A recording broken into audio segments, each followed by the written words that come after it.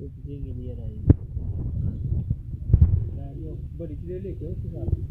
बैठ जाओ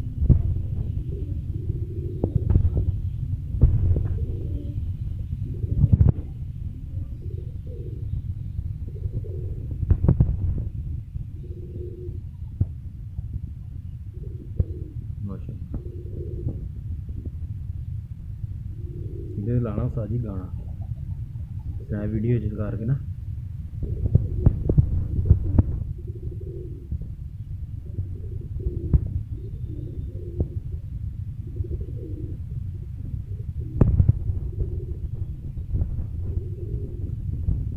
उधर ही कैमरा हमारे सामने बाहर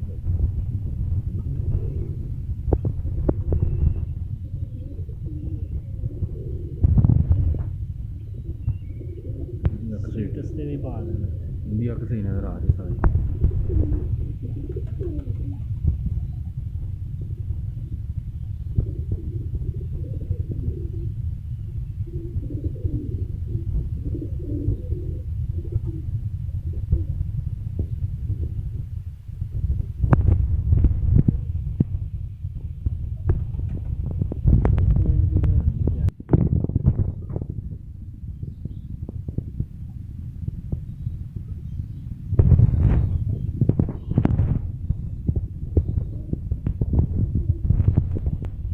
ਚੱਲ ਵੀ ਸ਼ਰਾਦੇ ਇੱਧਰ ਹੋਇਓ